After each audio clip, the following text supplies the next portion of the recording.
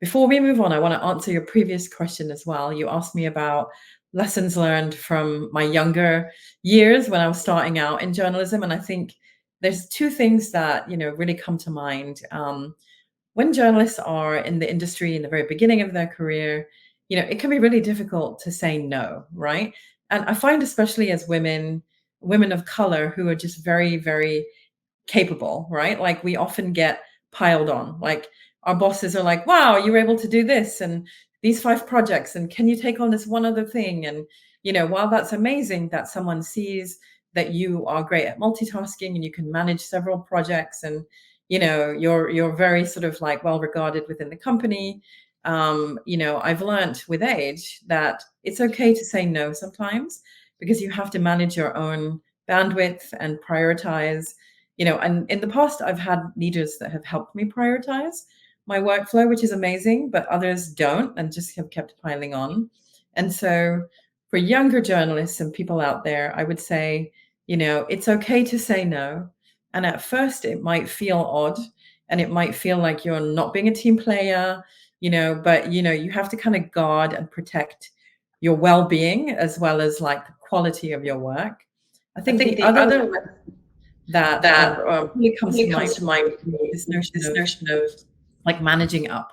It's taken me a long time in my career to manage up, and I've just done that by osmosis through the different roles I've had, newsrooms I've worked at, and I wish that I was smart enough when I was younger to kind of try to do some research and figure out tactics and things like that, because there's so many media companies, and Amrita, we can both agree that at the platform we will not name, where we both used to work, like the middle layer of management just wasn't doing a great job of managing down. They were managing across and managing up, right? And we all then had to learn how to manage up. And so I think that that should be training for new employees, quite frankly. And even when students are in college, graduate school and whatnot, like the art of managing up it's a whole cachet of skills unto themselves.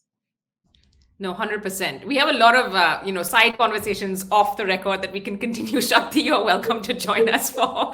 But these are not things that people tell you definitely as you're, entering the industry. What Nikita said about learning to say no and prioritize actually are lessons I'm still learning till today. And I think it's something that stands you in good stead in any of these walks of life. Shakti, I had a question for you on Gen AI, and I also wanted to ask you both again about, what we think that switching industries can do to us, because I do know for a fact that your goalposts change.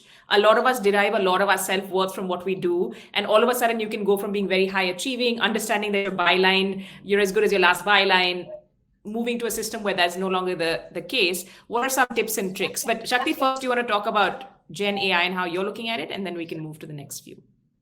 Sure. Sure. Like Nikita, Like I'm also Nikita, very I'm also excited very about excited generative about AI. generative. I'm optimistic. I'm not afraid that it's going to take away jobs or it's going to make our jobs difficult. I think it's going to make us more responsible also, because fact checking and verification is going to be all the more important. The kind of stories that come out, we have to be sure that it is not part of any campaign, but we are able to read between the lines. Reading between the lines is going to become more important than ever before. So as long as fact checking and verification are in place, I think generative AI is an exciting place, and it's going to save everyone's time, and we can. I think the possibilities are immense. We can do so much more with what we are already doing, and the repetitive work, the automated transcriptions, translations, all of it will be taken care of. Of course, it needs a human eye, and there will always be somebody who checks that, but it's going to make work a lot easier. It's a big transition, but if we are all involved and excited about it, this transition becomes easier, and we will adapt to it better.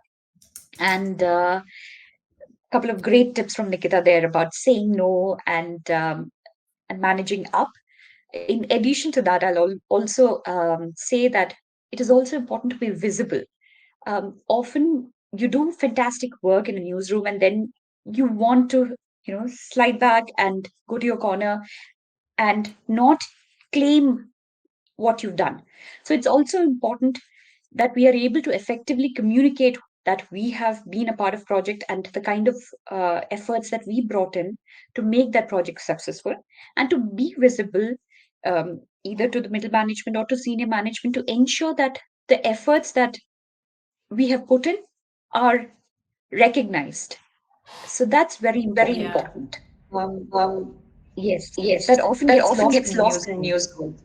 Yeah, and it can get lost in matrix organizations. I had to learn that also at that company that we don't discuss too much anymore. But you're right. You have to learn to be comfortable, advocating for yourself, making sure your work is visible. And sometimes, there are gender roles and cultural conditioning at play that you have to overcome. But I think it's really, really critical. The tips and lessons you both are sharing, I wish I had known several years ago, but it's never too late to put these into practice. Molly Stark saying, I never say no to a Niketa event. And she had that lovely question on how do you decide on what to say no to? Niketa, I saw that you've answered that. Do you want to elaborate on that a little bit? And we'll ask folks for any other questions that they might have over the next 5 to 7 minutes as we wind down.